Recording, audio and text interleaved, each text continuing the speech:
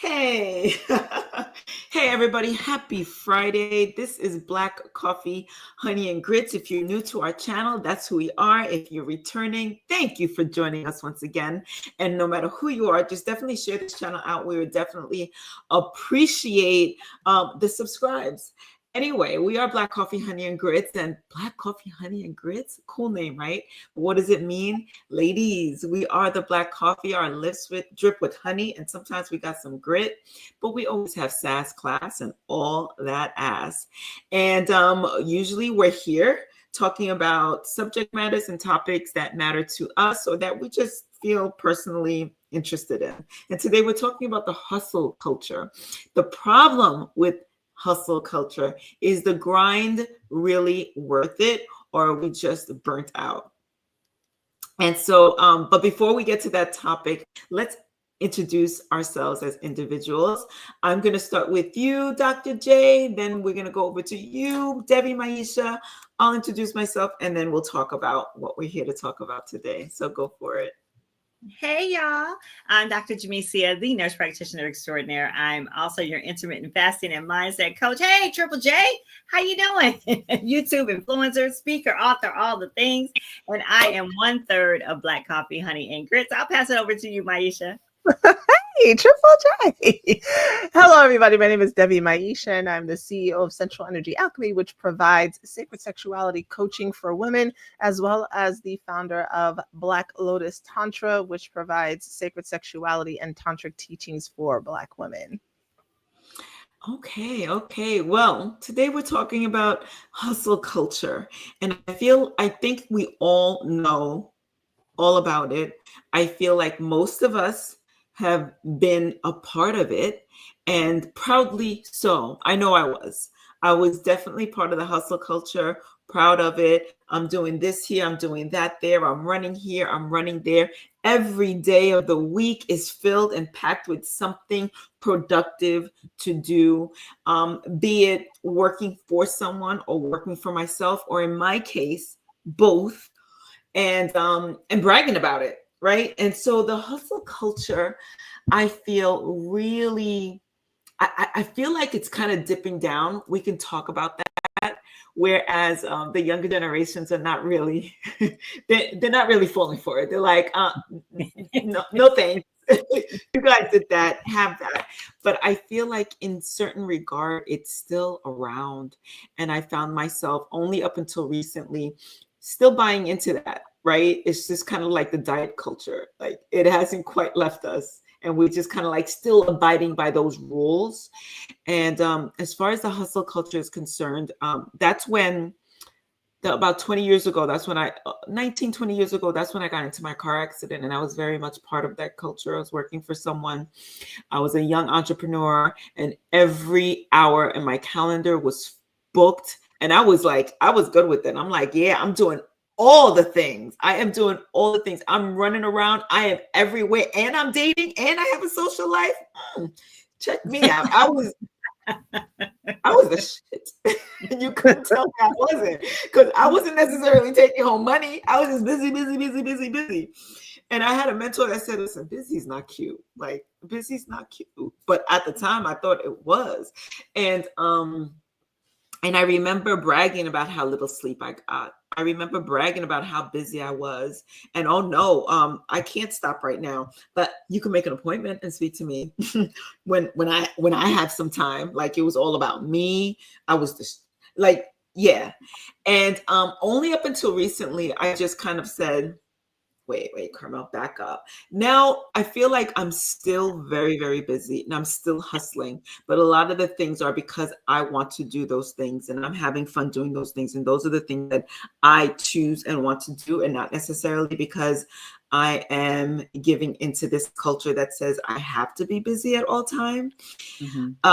So examples of hustle culture, I wrote some things down so I wouldn't forget. Employees being encouraged to work during weekends and holidays. I was all about that. I remember Easter Sunday, my cousin calling me and saying, Carmel, really? I'm like, no, this has got to get done. And I look back now and I'm thinking, it really didn't. Like nothing a structure was not going to fall and demolish because I was at work on a Sunday, and especially Easter Sunday. A focus on the appearance, of hard work rather than actual output of quality, which is what I was talking before. I wasn't pulling in any extra money. I was just busy. I was just everywhere. And it gives the appearance of it, right? Like, ooh, she's got a lot going on. I had a lot of nothing going on. Being told to find a creative solution instead of receiving additional resources and support when asking for help. And bragging about not getting enough sleep or skipping meals to work. I used to brag about the fact that my lunch took all of the 10 minutes it took from one commute to another. I'd be like, yeah, that's what I eat. I eat in my car while I'm driving. That's stopped because now people know if Carmel's eating, don't even disturb her. The phone rings, you got to go back. Carmela's eating at her desk. But yeah, so I want to hear from you, ladies. Did you partake in diet culture? Did you believe in it? Did you participate? Do you still, or do you know people that do? Yeah, so I just want to hear. I'm going to start with you, Dr. Jamesia. You said, did I participate in diet culture? Or She meant the hustle grind. You know, she's hustle. I meant hustle. Okay. You know me, I got diet on the brain. Yes, you are the queen. Yes. And I'm the queen of grind and hustle. Yes. What gets planned gets done, ma'am. Everything is on my schedule, ma'am. So yes, I participate. As a matter of fact, I still participate to a certain extent, not as much as I used to, but it's still there. It's like I felt or feel like, there's so much that needs to be done. And of course, I'm the one to do it, right? I got to do it. Yeah, but that part too. Yeah. And of course, I've always bought into that until I met you guys. Really.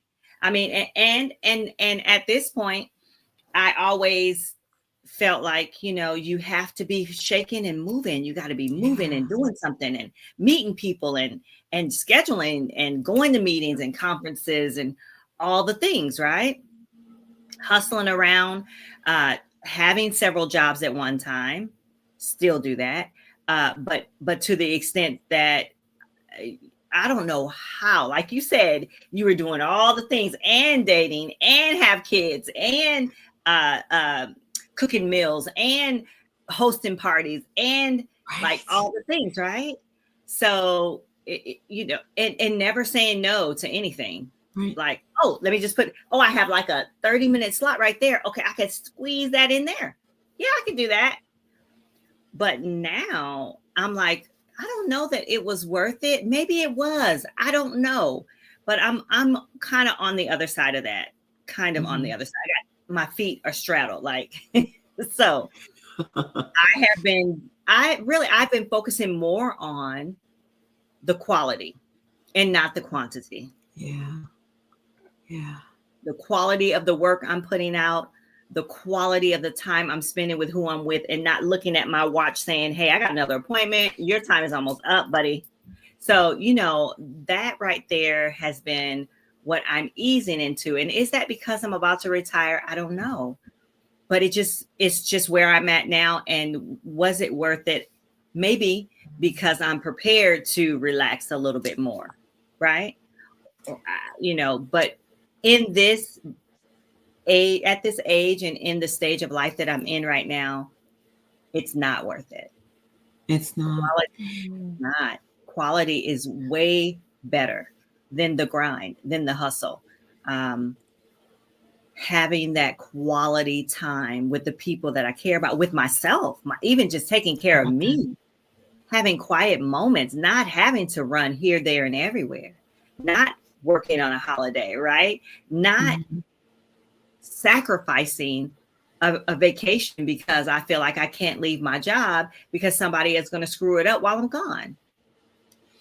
No, those days are gone. And honestly, I feel like the younger people they've got it figured out more so than we do. They're like, they demand to be given at home work half the week, and half the week they go in. They're getting these schedules. How the heck did they get they're asking for it. And there's no way I would have asked for anything like that, you know?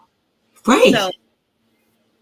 So hey, I feel like at this point, I'm gonna be honest and transparent. At this point, I feel like I'm more burnt out than anything, but I can look and say, okay, that's the fruit of my labor over there. But I am burnt out. So I need a good nap for like 2 weeks. I feel like I started taking notes from the younger generations when the millennials started working and I was interviewing them for positions in my office. I was like, do you not want a job? Like, how are you not working? Like, it would be 5 o'clock and they were already literally like, good night. And I'm like, good night. Yep. And I'm like, no, it's 5 o'clock. This is the time when you start saying, Carmel, do you need anything else? And they weren't doing that. So I started taking some notes from them after I was all mad and pissed about it and thinking, what's wrong with this generation, right? So I feel like the younger generation, they came, I feel, already knowing their boundaries. They came knowing the internet, right? They came out like, give me your iPhone and all, you know? So yeah, Maisha, let me give the mic over to you and hear what you had to say about it. Yeah, I don't like to work. Okay. Yeah, no, I don't. But as I'm listening, and I'm realizing how much, even though it may not seem like I'm part of the hustle and grind culture, how much it's been embedded in me to be booked and busy, to say I'm doing all of these things, to have stuff on my plate. Like it's ingrained in me to want to be that way, which I think is one of the reasons why I try not to be in it at all. Because when I'm in it, then like I'm in it. I don't have an off switch, and it burns you out. But I was never one of those when I worked to give. I'm not giving you 120% of anything. I know how corporate America works. I knew from young if I wasn't there, somebody else was taking my place. Like I was never that special. I was never that great. So I didn't have that mentality when it came to work. I showed up, I did what I needed to do. If I was having fun with it, like at the ice cream store, give me extra hours. This is fun. When I was working at an accounting firm when I was younger, I'll work the extra hours because I'm getting the money. But don't ask me to do more. And even at that age, like there was something that I knew when it came to work, that if you're gonna ask for more from me, you're gonna give me more. And I carried that with me when it comes to work. If you want me to do more, what are you giving me in return? I've always had that when it came to work, but I don't, if I could, I would have a piece of land, I would have my food, and it's paid for. Why I gotta work? Because really, I'm working to do what? I'm working to pay for where I live, and I'm working to buy food. Anything else is extra. So if I don't that's talking to my kids about this. They're like, I don't work. So I don't want to get caught up in all of that because it's exhausting. And y'all already know how I feel about like the schedule thing. If my schedule is packed, it's all getting canceled. I do not like to see, and my schedule is color coded right now, but I do not like to see a whole bunch of stuff because I know I'm not in that. Whatever I'm doing is for a whole lot of other people, but it's not necessarily for me. And the one thing about the hustle grind culture that made me feel good, it made my ego feel good. To say I was doing all the things, right? Like when I'm working during tax season, it makes my ego feel good to be so busy that I can't do my laundry because I'm taking care of X, Y, and Z. I feel important. You know what I mean? But then I have to remind myself I could leave and they'll hire somebody else to fill the position. I'm special. I'm not that special. Right. So I try to keep it all in balance. But I just really I don't want to work. Who wants to who really wants to work Who really that wants hard? to work? Yeah, yeah. We think we're yeah. supposed to, but if you really think about it, if you had an unlimited amount of money in your account that just always came in and took care of all of your needs, who wants to get up to go do all the stuff that they're doing every day? Yeah. Right. Yeah. Kim M says, yes, that part. Do not like to work, at least not hard. And Triple J says, my hustle and grind days are over. After my heart surgery, I learned that lesson. And it's unfortunate that sometimes it takes something like that. Me with my car accident, I was laid up and out of work for 3 months. The second I got back. I was like, let me at them. Let this hustle game begin again.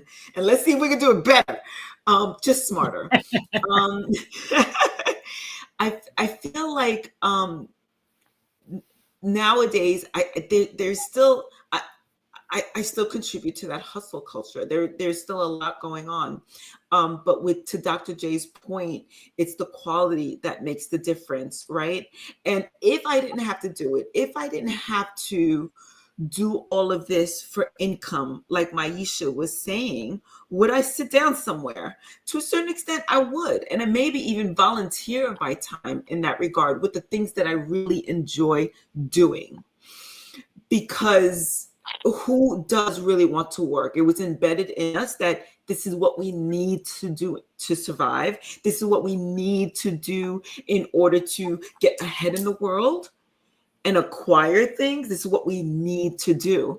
But since I was little, I'm also part of that generation that watched Disney. I'm still waiting for my Prince Charming. Could you take me away from all of this, please? I'm not even ashamed to say it. Live my real life.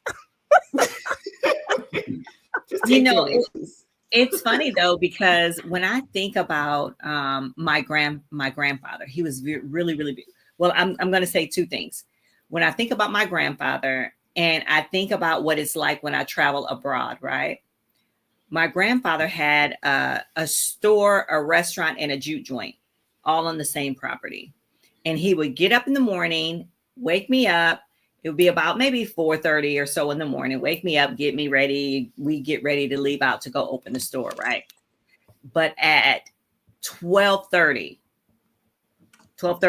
1 o'clock, whatever the time was, we would shut down. We go home. We take a nap. Then at 4:30, we would open it again. And we open, yes, and we would be open until 2, 3, 4 in the morning or whatever. And did it again the next day. But we took a break during the day. Yeah. And when I'm abroad, like when I go places, especially Spanish countries, stuff shuts down. And when I went to Paris, like shops that are bakery shops, they'll bake. When the bakery stuff is gone, the shop is closed. Closed. You ain't getting none of them stale donuts then, huh? There's a pizzeria store. There's a pizzeria like that in New York. Once they're done for the day. And there's a line outside waiting for them. People are not turning their noses up. They're like, gotta go get this. And there's a lot to be said for that. Once it's done, it's done. And there is this deli that's by my office, and they would close Friday nights till Sunday or something. They were probably Jewish. And I was just like, that is so not smart. Just get somebody else that's not Jewish to watch the store on a Friday night and a Saturday. And like, in my head, I'm like, that just doesn't make business sense. But that place was packed every time it was open. Mm-hmm. So that just goes to show you it's the quality. Right? Quality. Yes. And that's what people come back for. Yes. Yeah. I feel like the hustle grind culture is a little bit of a scarcity mindset, because it's the idea that if you stop, you're going to lose. Mm-hmm. And so you have to keep going. Otherwise, you're going to lose your. And it's a lot of that in entrepreneurship, right? It's really hard to balance, because there's so many coaches that are just like, you got to seize the day, seize the opportunity, go get your money, you got to make millions, get up before everybody else, go to sleep after everybody. Yeah. After everybody else. If you don't, somebody's going to slip in and get your that's right. That's right. All those clients. And you're just like, okay. But then you forget, like, why did you even want to do the thing in the first place? Right. Like, did you But it's get into this to make someone else's life better? Are you making your life better? Are you more stressed? And even today, I sent a message to my team because it's what I do is sales. I'm a sales. It's like the very opposite of my brain, right? So I'm working both the left and the right, brain. But it's sales, it's numbers, and our numbers aren't that great right now in 2 offices. And I gave them their daily targets for that. I said, we're not going to do the office target because it's a big number and it's probably not going to happen. So I gave them individual targets, and it's like, look, it's the quality of the work. Just we're going to focus on providing the best service to every client. The numbers will work themselves out, right? Versus, how many did you hit today? How many did you close today? Mm-hmm. I don't need you stressed in your chair asking me, did you get a discount? Let's just serve the people and see what happens. And I think that the hustle grind culture takes that service piece away. Like, you're no longer in service to people, you're in service to whatever it is you think you can get from them. Yeah. look, listen, I love them. I'm here for the money. Okay. I like money. I love money, and money loves me. Shoot. But to Triple J's point, a lot of people are stressed. Hey, people working 60-hour. Well, I'm one of them right now. You're working 60, 70 hours a week. Yeah. When do you and then you get 2 weeks vacation? Yeah. Right. And I was telling, who was I telling? I think I was telling my sweetie. I was like, I've never taken a full 2 weeks off of work before. And I'm about to for the first time. And I am so ready. Wow. I've never either. I remember I would pass up my vacations. I'm like, where am I going? What am I going to do anyway? I'm just going to spend money. I'd rather be making money, and it's going to look good because the boy, fuck that. And listen, I'm like, Yeah. I'm like thinking back, I wish my cousin tried to slap some sense into me, but I was convinced that no, this is the hustling ground. This is what I'm supposed to do. This is going to be me successable. I'm going to be retiring at 40. Like, no. Yes. And here we are, right? And here we are. I'm gonna get ahead. So even while this hustle culture was going on, so I remember 2 songs. I'm turning the conversation to a different area. I remember a few songs back in the 90s, right around there when everybody's trying to hustle and get things done, men and women alike. And there was the song, women like, ain't nothing going on but the rent. Can you pay my bills? So, right? Songs like that. And I remember one guy was saying, I wonder what people in other countries are thinking when they hear American music and everybody's singing, ain't nothing going on with the rent, pay my bills, do this for me, do that for me. Like, what are they thinking about the women in America? And I'm thinking to myself, well, there's something about us that, yeah, we were on that grind, but at the same time, I feel like back to the Disney idea, like we still wanted to be taken care of. We're nostalgic for those days when men would take care of their women in that regard. So you don't have to work, not hustle and grind, but work in a different way, like taking care of the things that you want to take care of, be it the family, be it the home, be it the husband, or be it whatever it is that they want to do for fun, so that it's not so much of a grind, but they could provide quality service to their customers and clients if they had to. So that's another thing. I think innately we all kind of wanted. I know I can speak for me. I didn't want to be out there all the time, but it served the ego, like Maisha was saying, and it made me feel like I'm going places. Yes, I got this. I'm doing exactly what the culture says that we have to do in order to get ahead. Yeah. If I'd never gotten married and had kids, I'm sure I would have been that to some extent. And it's just funny. My daughter and I were talking about that, and she was like, "Yeah, she said, what is wrong with me just wanting to get married and having somebody like take care of me? I take care of him, like it's mutual." She's like, "What?" She's like, they're filling our head with lies, like, "Oh, if you want to do that, you're a gold digger." She's like, "I'm not a gold digger. but we're taking care of each other in the best way. She's like, but that convinces women that they have to go out there and constantly be working, and then we're tired and we're exhausted. She's like, you can't want me to look like a dime piece, but I'm out here hustling and grinding. I was like, okay, ma'am. But the most the some of the best periods of my life were when my ex-husband had a job and held a job. And I was literally, I had all of this free time. I got up early in the morning. I was one of those people making reels about it. I got up early in the morning. I made his breakfast. I made his lunch. I packed it. Sometimes I drove him to work because we had no car. We had one car. So I would drive him early in the morning if he had to be there at 6 a.m. with some baby in the back who might not sleep. Then I would drive back home and I would make my kids breakfast and we would go and do stuff.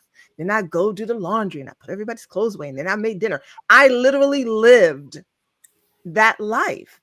And I had so much freedom to do and be whatever it was I wanted to do and be. It was annoying then to have to stop all of that, go back into an office, not see my kids, work all of these hours, and then come home, still be expected to do some of those same things that I was doing before. Hello, cannot do everything. Now I'm exhausted and burnt out. I'm frustrated, I'm aggravated, and I'm resentful. So there was something to having that life that I did love. I probably at this stage I don't know that I could go back to that again though. Now, like, it's different. That was a time and place. Look, Carmel's like, I haven't had it to give it to me. I don't, I could have it, but I don't want to do all that cooking and stuff. And I would hire people to clean and all of that now. So I just want to read to, I'm sorry, Carmel. Oh, go ahead. I was just going to read about hustle culture, that what I found.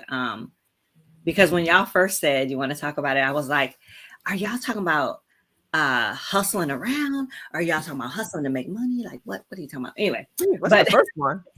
Hustling around, like hustle and bustle, which is what we're talking about. Oh. But hustling to make a little change, there's something. Anyway, hustle culture, Anyway, hustle culture provides overwork and constant productivity has significant drawbacks that often lead to burnout and mental health issues. While it can initially feel motivating and rewarding, it fosters toxic behaviors like equating self-worth with productivity, suppressing emotions, and glorifying exhaustion. So the problems with hustle culture are burnout, mental health impacts, unrealistic expectations, and loss of enjoyment. Yeah. All of that. And that burnout piece. And it's so interesting when I feel like I'm getting overwhelmed and I'm like, am I getting burnt out? Like, am I getting burnout? And to the point where I don't know if I would recognize it if I was going through it. And I would just be like, oh yeah, I had a day. It was terrible, but back on the grind, like here we come, baby. Power through. Power through. Exactly. That power through. We're going to power through. We're going to make it on the way. So to that, I have some countering hustle culture. So one would be prioritizing self-care and setting boundaries. Now, to the person with the hustle mindset, that's hard. That's kind of self-care. What? You want to take a long bath? What? Why do I need to meditate? I'll think about my thoughts on my way to work. Like what? Finding trusted colleagues and mentors. As opposed to thinking that I got this. I'll look something up and I'll get it together. No, you don't have to hook me up with anyone. Knowing when to call it quits for the day. Call it quits. If the job's not done, I'm not going home. Like, call it quits. What? Like, who does that? Who does that? That's like my employee saying, "Good night, Carmel. It's 5." I'm like, it's only 5. Like, it's not even 5:10. Not letting electronics overpower your life. Now that on so many levels. So those are a few ways that's listed here that I was reading how to counteract the hustle culture. Unbreakable says, yes, absolutely. I was trapped in hustle culture and I completely burned myself out after about 13 years of hustling. Yeah. Mm. Yeah. And I again, back to the generational aspect of it, I feel like that's what was happening back then. Like our generation definitely was hustle culture, and even the millennials to a certain extent. And the millennials are like, and now these Gen Zs are like, Exactly. Right. You want me to do? I'm gonna do that when I'm ready, okay? And Do and on top of that, let's talk about my 2 weeks mental health leave, okay? Like I'm not even not mad coming at them. in. I'm not coming in today. I don't, yeah, I don't feel like it. I need a mental health day. I Yeah. need a mental health day. The first time I heard that word, I was like, a what? A Right. Now, what? see, I didn't call it that, but I did that. I would just call out sick. Oh, I Correct. did often at work. I would be like, I'm not feeling it today. I'm not coming in. I'm sick. And I would be like, hours you, huh? I don't want to know how many hours of sick leave you have. Probably 203. How many? She's like, no, it's more. That's I crazy. have about 600 hours of sick leave. Nah, man. That's money in the bank to me. Is that Yeah. you as a healthcare professional? Mhm. Could that be why? Because you're in healthcare. She If you're doesn't take caring- sick leave when she's sick. She Is powers that what through. Is that what we said? Oh. That's sick leave. That's not annual leave. That's a total different. She That's not- probably gets some Tylenol or Advil going, and she is out the door. Meanwhile, my Listen. daughter's like, the cramps are coming today. I honor my woman's cycle. I'm gonna be right here in my bed. There will be no work for me today. Me, I'm like, how soon can I Tylenol work? Because I gotta get to work. Yeah, I was right. discussing that with a colleague, another a Black woman at work, and she was like, "You have what?" She said, "Oh, don't let me get 8 hours. Do not let me get 8 hours because I'm using it." I'm like, "What? For real?" Yeah. Yes. I used to look at mine. How many sick days I got? Let me plan this out. If I could do, I have months. It's crazy. Months. That's months. That's months. 600 and some days. That's a year and some. That's 2 years. You're so silly. 2 years of sick. I'll be back in 2027.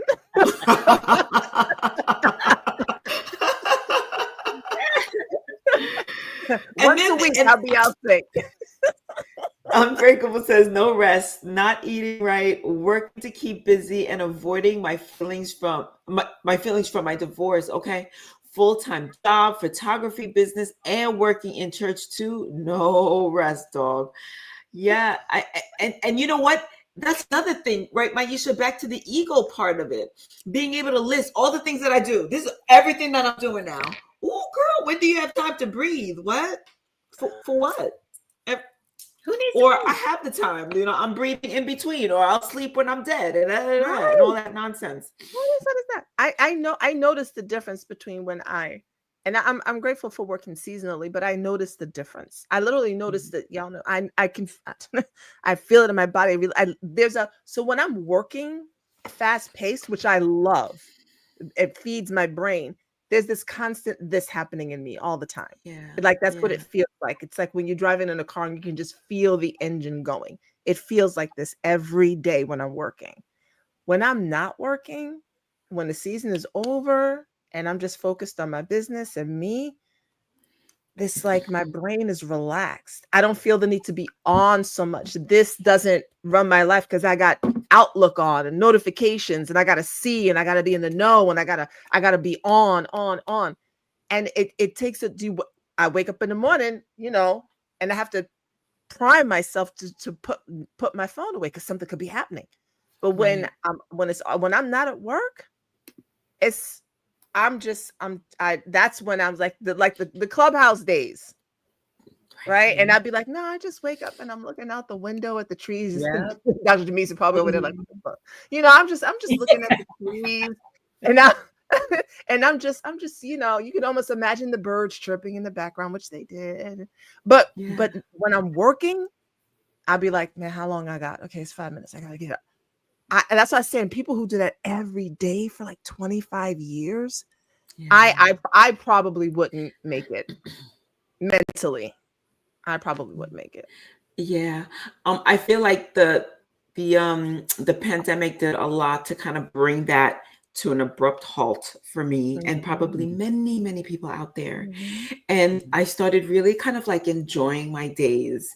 And as we got back into the grind of things and the phone's ringing, I'm like, "Ugh, why is the phone ringing?" Or work. I worked today. I worked, right? I wasn't on Clubhouse all day, like doing my own thing. Like, With disdain. yes, Yeah. with disdain. I was just like, and then as we got back into it, I'm like liking it less and less and less. Mhm. And now I've replaced the work with things that I want to do, but it's still a lot. And I wish that I didn't have to scale it up so much. I wish I could bring it back a little bit, someplace in between now and the Clubhouse days or the pandemic days, where I can a nice smooth, like a nice even keel, do what I want to do on some days and put in some work on other days. And me not working so much in the office these days, I feel like there's a difference. And I feel my sister's disdain when she goes to work and she comes back and she's like, oh, and my sister's in a position where if she takes one day off, she comes back to a class full of mischievous children who are used to that one day off, now don't want to do anything. So it's even harder for her. So for her to take a day off, she feels anxiety going back. She's like, oh my God, what am I going to face? And she doesn't have just 30 students. She's got like 90, 120 students that now she's got to like calm down from yesterday being a play day because I was not there.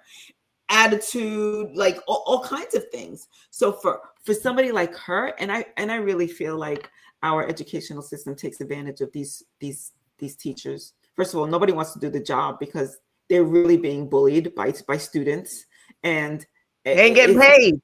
And they ain't getting paid.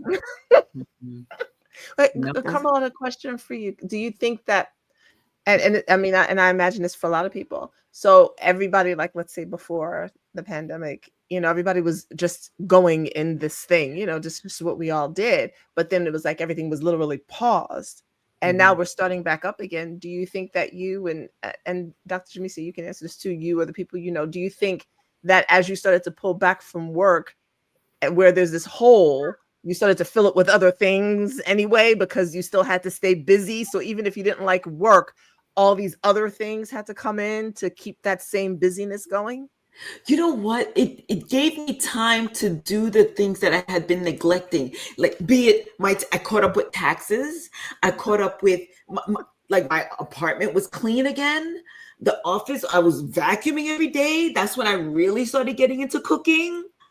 So it did fill up, Maisha, but it filled up with different things that made me feel like, all right, I'm not ignoring this right now. I can actually tackle it. I can actually keep up with my life. Whereas before I couldn't keep up with my life. And I was like, oh, I need an assistant. And I know to a certain extent we could all use an assistant. But now I felt like I got this. I could manage my own life, to answer your question, Maisha. Yeah, I like that. What about you, Dr. J? For me, I didn't really get to slow down as much as everybody else did. Well, yes. Obviously. I just kept, it was going. But what I did realize was we really can be slowed down and still be productive. I feel like God literally said, you know what? Let's shut this down for a little bit. Y'all need to sit down. Yes, I'm going to show y'all. We're going to sit you right on down. And I'm not saying that, hey, it is what it is. The whole world, let's just shut it down. And that's what happened. And we were still productive. And it showed me that there are different ways to do this life. Yeah, it really did. And I was like, you know what? This is a lot of death right in my face. I'm gonna just take some time to, enjoy a little bit of this hustle and grind that I've been doing. So I hope that answers your question. It did. It did. Yeah. Unbreakable Change was just have to call you Triple J, but he said, I'm busy getting my naps in. And he said, I've never gotten this much rest in my life after my surgery. Well, the pandemic too. Yeah, you don't want that to be the reason. Yeah. There was something special too that was happening during the pandemic.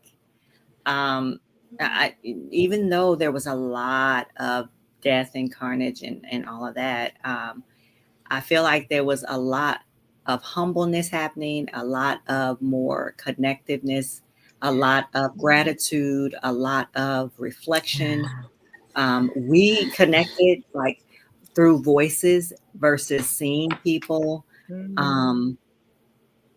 There's a lot that happened that you really can just reflect on and say, I need to live different. Yeah.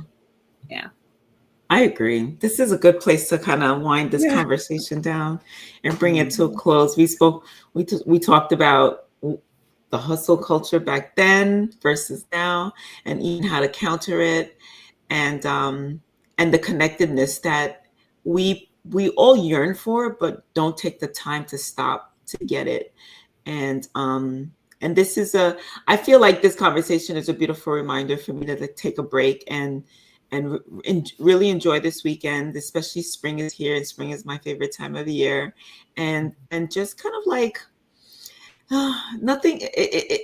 There's no real emergency to get things done, and no matter how busy you look in somebody else's eyes, it's the quality of your life that matters. The quality of your life, your connections, your experiences that matter. Like everybody getting together for Easter Sunday, and I'm like, no, I'll be in the office. They have a memory that I don't, right? They have a memory of an experience that I don't. So let's think about that for a little bit. Anybody want to add anything else before we say bye-bye? Well, folks, we're here. We try to be here every Friday, but sometimes the hustle happens. Now let me stop. Sometimes we don't, but look for us on Fridays about this time, noonish, lunchtime-ish. And we're usually here. We try to keep the conversations light for a Friday, but we talk about things that mean something to us. And it means a lot to us that you are here watching and participating in the conversation. Thank you, Triple J, for being here. Kim, I don't know if she's still here. And we're going to see you next time, whenever that may be. That may be next week. That may be in 3 weeks. Oh, no. We'll see. And it might be in 3 weeks, Carmel. Okay, there you go. It might be in 3 weeks. All right. So we are Black Coffee, Honey, and Grits. Make sure that you subscribe if you're watching on YouTube. If you're not watching on YouTube, go ahead to YouTube and subscribe to Black Coffee, Honey, and Grits. And we'll see you next time. Bye, guys. Bye. As the phone dings. No.